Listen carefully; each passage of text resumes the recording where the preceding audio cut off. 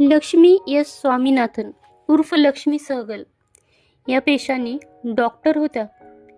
1943 साली त्यांनी सुभाषचंद्र बोस यांच्या आझाद हिंद सेनेत राणी लक्ष्मीबाई रेजिमेंटच्या कर्नल म्हणून जबाबदारी सांभाळली. लक्ष्मी सहगल या कॅप्टन लक्ष्मी या नावाने ओळखल्या जातात. मद्रास उच्च न्यायालयामध्ये फौजदारी कायदा करणारे वकील एस स्वामीनाथन हे त्यांचे वडील होत. लक्ष्मी यांनी 1938 साली मद्रास मेडिकल कॉलेजमधून MBBSची पदवी घेतली.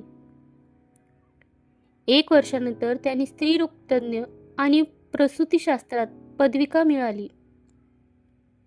चेन्नई येथे असलेल्या कस्तुरबा गांधी हॉस्पिटलमध्ये त्यांनी डॉक्टर म्हणून काम केले.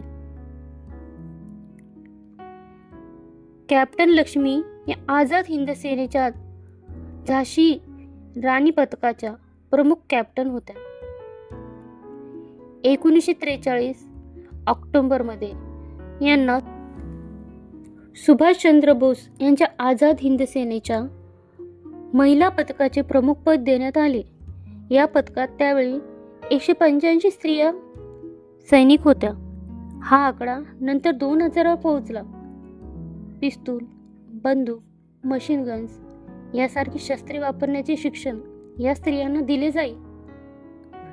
प्रारंभी या स्त्रियांना शुश्रूषा पथकात काम करण्याची संधी दिली जात असे, पण नंतर लक्ष्मी यांच्या विनंतीवरून सुभाष बाबू यांनी महिलांच्या 2 पथकांना आघाडीवर जाण्यास संधी दिली आणि हिंदुस्थानात आणि ब्रह्मदेश यांच्या आघाडीवर झालेल्या युद्धात या स्त्रियांनी विजय मिळवला.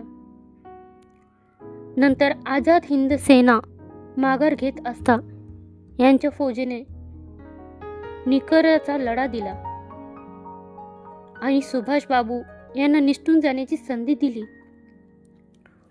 व मगच त्या ब्रिटिशांना स्वाधीन झाल्या. युद्धाच्या अखेरीला त्या जखमी सैनिकांच्या सेवा करीत होत्या. त्यामुळे त्यांच्यावर खटला न भरता त्यांना सोडून देण्यात आले. त्यानंतर बांगलादेशात वैद्यकीय सुविधा आणि बचाव कार्यातही लक्ष्मी सहगल यांचा सहभाग होता. 1970 सालच्या मार्चमध्ये लाहोरच्या प्रेम कुमार यांच्याशी लग्न केले. विवाह झाल्यानंतर ते कानपूर येथे स्थायिक झाले. तिथे त्यांनी आपली वैद्यकीय प्रॅक्टिस चालू ठेवली आणि भारताच्या फाळणीनंतर मोठ्या संख्येने आलेल्या शरणार्थींना मदत केली.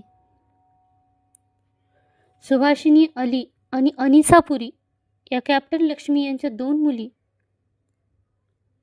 सहगल यांनी सन 1971 मध्ये कम्युनिस्ट पक्षात प्रवेश घेतला.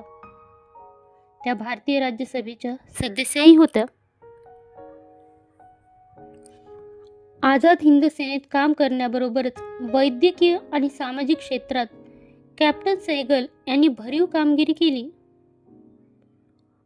हृदयविकाराचा तीव्र झटका आल्याने कॅप्टन लक्ष्मी यांना दिनांक 19 जुलै 2012 रोजी कानपूर येथील मेडिकल सेंटर रुग्णालयात दाखल करण्यात आले. प्रकृती अधिक खालावल्याने त्यांना कृत्रिम श्वासावर ठेवण्यात आले. सोमवार दिनांक 23 जुलै 1912 सकाळी त्यांची प्राणज्योत मालवली.